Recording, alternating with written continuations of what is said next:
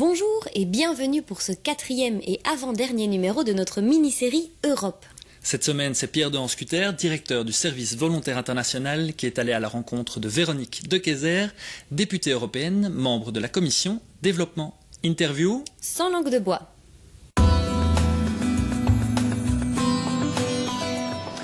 Bonjour Madame De Keyser, on aimerait vous poser quelques questions sur le volontariat et le volontariat international en particulier. Le Parlement européen a décidé de consacrer cette année au volontariat.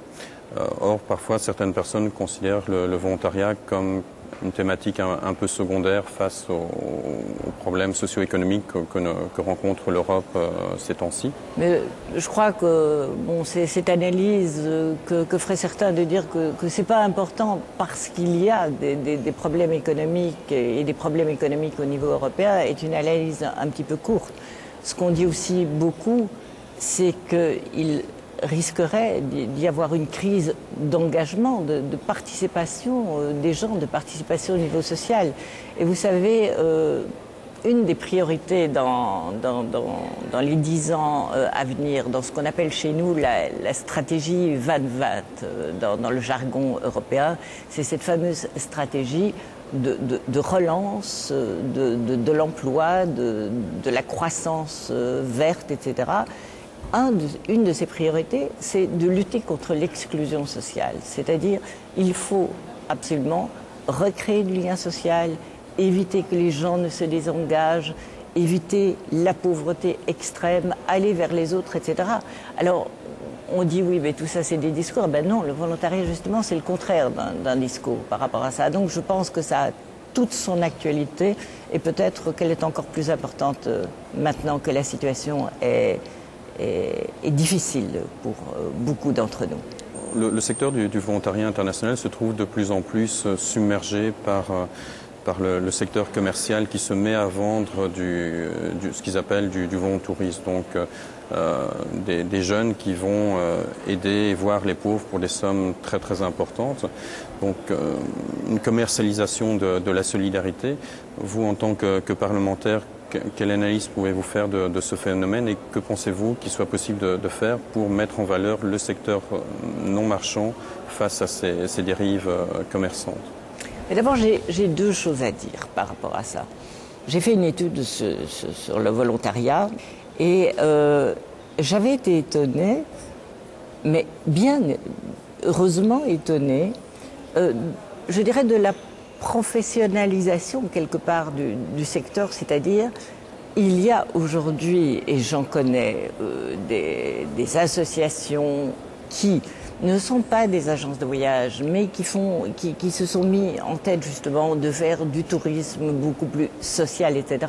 Ne laissons pas croire aux citoyens que le tourisme social tel qu'il nous est proposé est chaque fois une tromperie de marchands qui utilisent finalement la conscience des gens. Alors ce dont vous me parlez, c'est effectivement une sorte d'escroquerie à la conscience humaine et je le réprouve tout à fait. Nous ne nous sommes pas encore penchés sur cette question au Parlement, mais ça pourrait tout à fait se faire à la commission des consommateurs.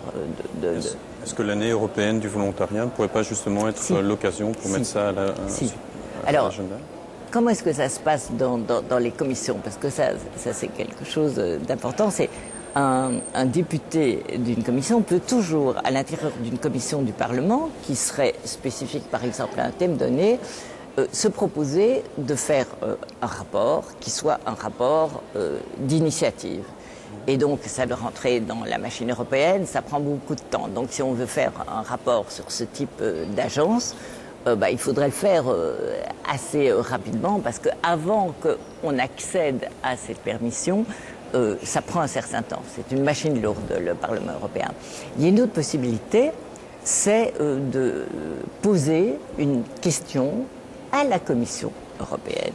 C'est-à-dire de poser une question à un des commissaires européens qui est une question écrite en disant mais je m'inquiète c'est un parlementaire qui doit le faire. Je m'inquiète du fait que des agences aujourd'hui vendent des produits, etc., etc. En cette année du volontariat, que comptez-vous faire pour voir les mesures que pourrait prendre la Commission compte tenu des traités et compte tenu de ces accords? Donc il y a des recours possibles. C'est toujours une machinerie un peu compliquée, mais c'est possible. Je pense que beaucoup d'associations de volontariat vous Mais écrire. elles sont les bienvenues. On est là non seulement pour dialoguer, mais pour être quelque part le relais des aspirations des citoyens, de la société civile. Je veux dire, si vous ne nous alertez pas, même si on a beaucoup d'imagination, parfois on passe à côté de réels problèmes. Donc on sert de relais et on essaye à ce moment de s'appuyer sur les instruments qu'on a.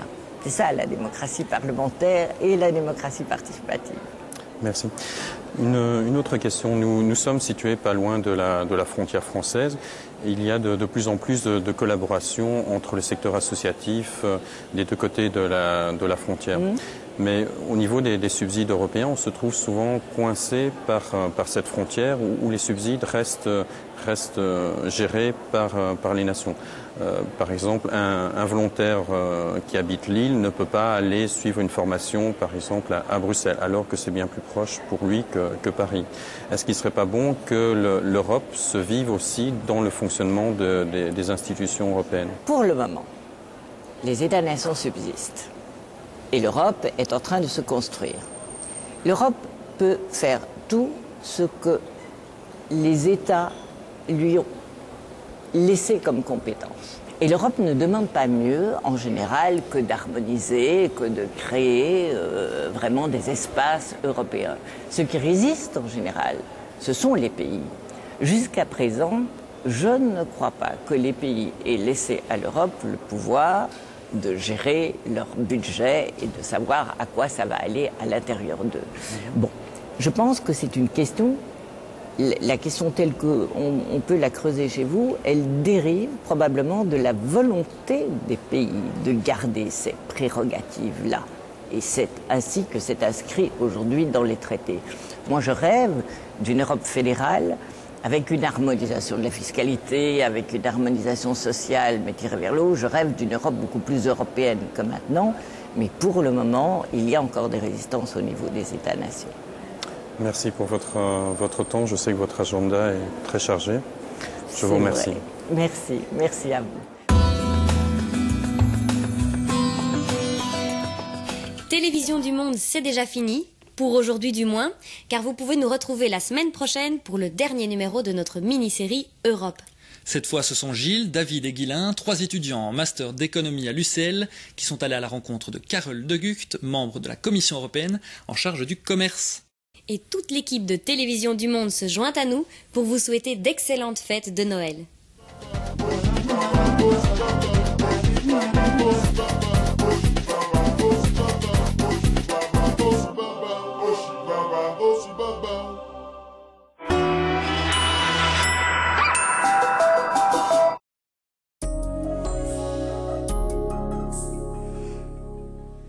Bonsoir à tous. L'Europe demain sera sous l'influence de 4 nouvelles dépressions et un anticyclone qui apportera du beau temps sur le sud du continent. Et enfin, les températures pourront être douces à certains endroits. C'est ce qu'on va découvrir pour ce week-end de Noël avec la météo internationale et plus précisément le bassin méditerranéen. Je vous le disais, il se porte bien. De belles éclaircies, températures comprises entre 14 voire même 16 degrés à Ajaccio avec un soleil bien présent. De belles éclaircies également à Tunis, à Alger où il fera 18 degrés. Du côté de Rabat, on gardera le même type de temps. Péninsule ibérique, les températures seront comprises entre 14 jusqu'à 20 degrés. Belles éclaircies à Lisbonne, Porto, Madrid. En revanche, sud de la France, on sera sous l'influence d'une perturbation avec un ciel couvert à Bordeaux. Température tout de même douce pour la saison, 12 degrés. Marseille, il fera beau, plein soleil, peu de nuages, mais un vent qui va souffler fort jusqu'à 100 km/h, le Mistral. 8 degrés à Genève, 10 degrés à Paris avec un ciel couvert. Des pluies importantes du côté de Londres, Manchester et Glasgow sous l'influence d'une perturbation s'enroulant autour d'une dépression. Dublin, en revanche, sera à l'arrière avec de belles éclaircies, des passages nuageux peu nombreux. Du côté de la Scandinavie, on gardera un temps couvert. Précisément à Oslo, il fera 5 degrés, 8 degrés à Copenhague, température douce de ce côté-là. De la pluie à Stockholm avec un mercure qui affiche 7 degrés. Du côté Helsinki, on sera sous une zone pluvieuse avec des précipitations par moments importantes, 3 degrés, temps plutôt sec à Saint-Pétersbourg, 0 degré comme température. Et du côté de Moscou, on gardera un ciel couvert et un mercure qui va plonger jusqu'au moins 3 degrés. Du côté des pays des Balkans, on gardera des températures fraîches et surtout négatives. Moins 3 degrés à Minsk, moins 4 à Vilnius, moins 1 à Riga. À Varsovie, on aura 2 degrés avec un ciel couvert. On aura des précipitations faibles mais tout de même présentes à Vienne avec 3 degrés. Timides éclaircies pour Prague. Belles éclaircies en revanche à Budapest. Belgrade, timides éclaircies, 1 degré, moins 1 à Skopje, mais on aura du soleil. Des précipitations seront à prévoir à Athènes où il fera doux, 10 degrés. Doux également à Istanbul, 10 degrés, mais des précipitations avec Ankara de la pluie qui pourrait se mêler à de la neige. Antalya, précipitations importantes, tout comme à Nicosie. Timides éclaircies à Beyrouth, plus importantes à Jérusalem. Au Caire, belles éclaircies également. Timides éclaircies à Riyad, plutôt un ciel couvert à Dubaï où il fera 26 degrés. Voilà, ceci était votre météo international de demain pour le réveillon de Noël. Une bonne soirée à vous et à demain.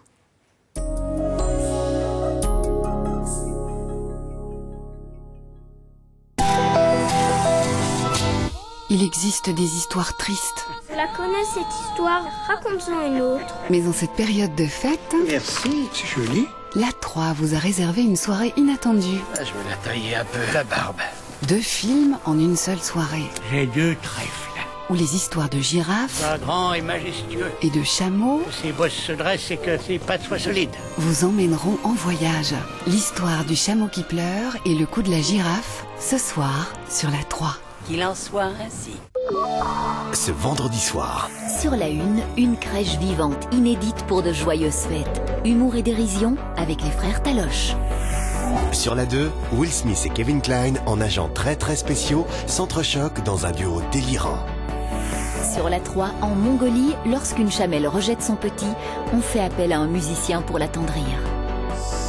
Signé Taloche, Wild Wild West, l'histoire du chameau qui pleure. Joyeuse fête sur la RTBF.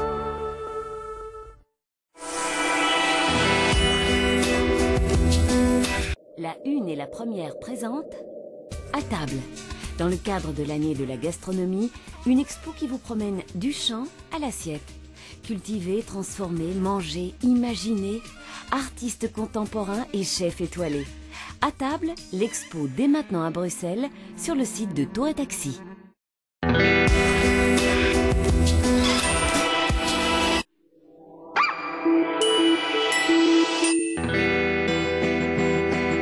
Dans quelques instants, le journal. La 3.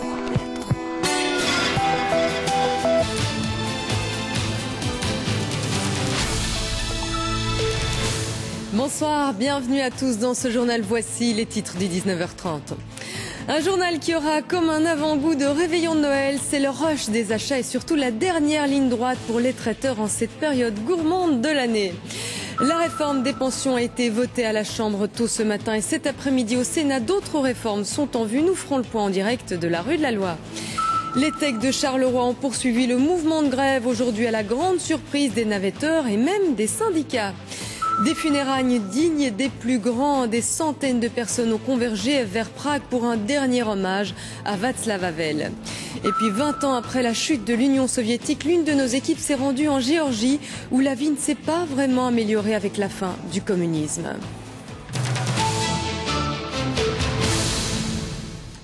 Le réveillon de Noël, c'est pour demain et pour se mettre déjà l'eau à la bouche, nous sommes allés faire un tour chez les traiteurs et dans les magasins, découvrir les goûts de 2011. L'occasion aussi peut-être de piquer quelques bonnes idées si vous manquez d'inspiration. Quentin Varlop. Noël, c'est pour demain. Alors pour beaucoup, la veille du réveillon, c'est une véritable course contre la montre qui s'enclenche. Et certains pris par le temps s'y prennent à la dernière minute. Vous y prenez en dernière minute ou alors pas du tout? Non, une dernière minute. Toujours? Oui. Pourquoi? Parce que je n'aime pas trop penser à l'avance. Donc hier soir, j'ai fait ma liste et voilà. Certains par contre savent exactement depuis longtemps ce qu'ils vont cuisiner. En fait, on aime bien tout ce qui est pâtes avec crevettes, champignons, cèpes, etc. Et ici, on a pris des cannelloni aussi farcis. Fromage, charcuterie, pâtisserie ou bouteilles de vin, les achats s'enchaînent et certains reviennent même après quelques oublis. Hier, j'ai fait les grandes courses et il manquait quelques petites choses. En dernière minute? En dernière minute, exactement. Ouais. Depuis hier, les commerces sont pris d'assaut partout en Belgique, comme dans ce magasin spécialisé dans les produits italiens. Comme chaque année, pour la période de Noël, on a beaucoup de monde, on attend beaucoup de monde. Cette année, peut-être plus que d'habitude, dans le sens où les mesures gouvernementales ont peut-être un peu effrayé les gens et peut-être vont-ils acheter plus et manger à la maison que sortir et dépenser beaucoup d'argent. Une bonne affaire pour ce gérant et pour cette poissonnière de la Louvière aussi. Mais à côté des préparations maison, il y a celles préparées à l'avance par les traiteurs. Alors chez Benoît, on s'affaire car demain, 250 repas doivent être livrés. Et cette année, la tendance est à la simplicité. Les consommateurs, en règle générale, de plus en plus aiment bien une cuisine, je dirais peut-être un petit peu plus simple, mais surtout de qualité, où on découvre vraiment, on retrouve vraiment le bon goût de l'aliment de base, que ce soit du poisson, des viandes.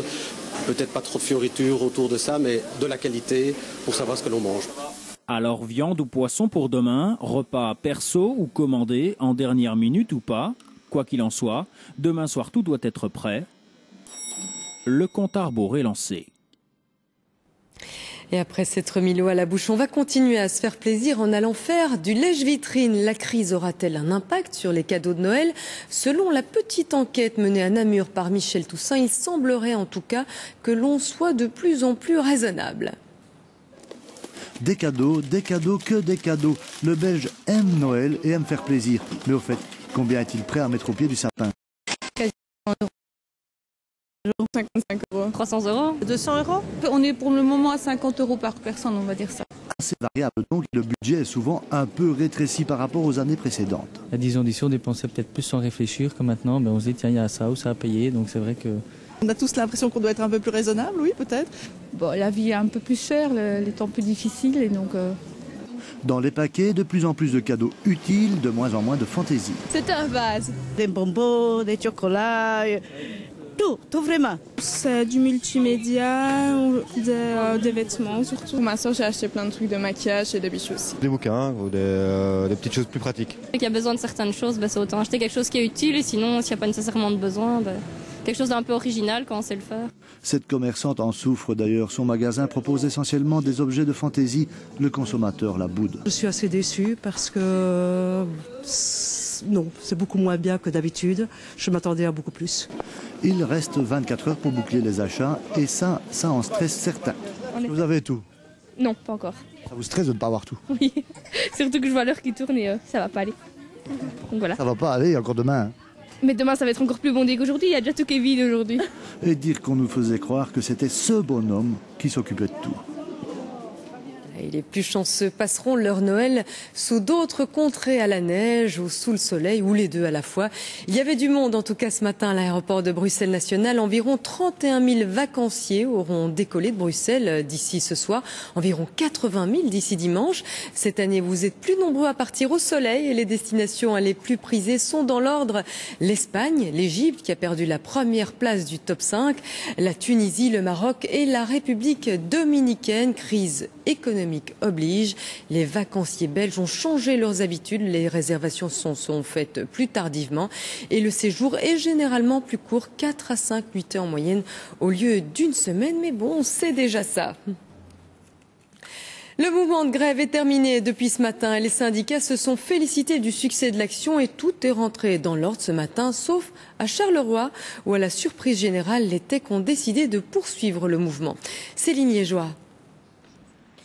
Il y avait comme un air de déjà-vu ce matin à Charleroi. La plupart des bus sont alignés au dépôt, mais les clients, eux, sont bien là. Ils pensaient la grève terminée. J'attends avec les petites depuis plus d'1 heure et demie. Donc maintenant, j'ai dû faire appeler un taxi, que ça va me coûter au moins 20 € pour retourner sur Fontaine. Les conducteurs de Charleroi poursuivent la grève entamée hier contre la réforme des pensions, soutenue seulement par le syndicat libéral. Il n'y avait pas de mot d'ordre, la grève était couverte jusqu'au jeudi, jusque hier. Et donc, ils attendaient les évolutions au niveau de tout ce qui était discuté à Bruxelles. Et donc, comme les informations n'étaient pas très bonnes, ils ont pris la décision de se croiser les bras. Moins d'un bus sur 4 est sorti à Charleroi. Les conducteurs Carolo étaient les seuls à se croiser les bras aujourd'hui en Wallonie. La CGSP et la CSC ne soutiennent pas cette grève sauvage. On sait que les gens devaient aujourd'hui en tout cas se déplacer et l'image qu'on donne encore une fois de notre société et du Tech Charleroi en particulier, elle est très négative. Et pour ceux qui n'ont pas pu terminer leurs achats de Noël aujourd'hui, les conducteurs de bus devraient en principe reprendre le travail demain. Et quoi qu'il en soit, la grève n'aura eu aucune incidence sur le projet de réforme des pensions du gouvernement. Vers minuit, les débats sur le projet ont commencé à la Chambre. Et même si l'issue était connue d'avance, ce ne fut pas une mince affaire. Les discussions ont duré jusqu'à 5h30 ce matin. La Chambre a adopté à 89 voix pour, 51 voix contre, c'est-à-dire majorité contre opposition, la réforme des pensions.